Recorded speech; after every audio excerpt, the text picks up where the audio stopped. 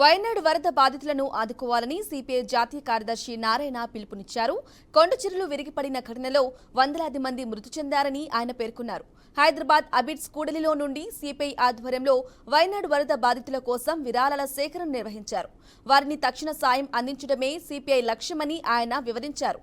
ప్రకృతి విపత్తుతో నిర్వాసితులుగా మారి ఆత్మీయులను కోల్పోయిన కుటుంబాలకు అండగా నిలవడం దేశ ప్రజల బాధ్యత అని అన్నారు.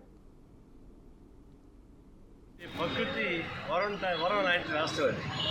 భారతదేశంలో సహజమైనటువంటి అందచందాలు రాష్ట్రం, పర్యాటకులను ఆకర్షించే రాష్ట్రం. అందులో వాయనాడు అనేది మరింత ప్రసిద్ధికి ఇక్కడ రాష్ట్రం. యాత్రికులు ఎక్కువ పోతూ ఉంటారు, చాలా చూడవచ్చు, అందంగా ఉంటుంది. అయితే కొండలు గుట్టలు ఉంటాయి. అధిక వర్షం వచ్చిన వల్ల కొండలు మధ్యలో పెరిగిపోయి వచ్చి ఇండ్లు కొన్ని వేల ఇండ్లు మాయమైపోయి కనపడుతుంది. మనుషులు కూడా మనకు దొరకలేదు, పొగలు అది పట్టుకోవడం కష్టం, శవాలు కూడా దొరకలేదు. కానీ వెళ్ళే ప్రాంతంలో దర్శనం జరిగింది. ఇక ప్రకృతి వైపరీత్యాల వల్ల వాయనాడు ప్రజానీకాన్ని కాపాడుకోవడానికి కావాల్సిన ఏర్పాటు చేయాలి.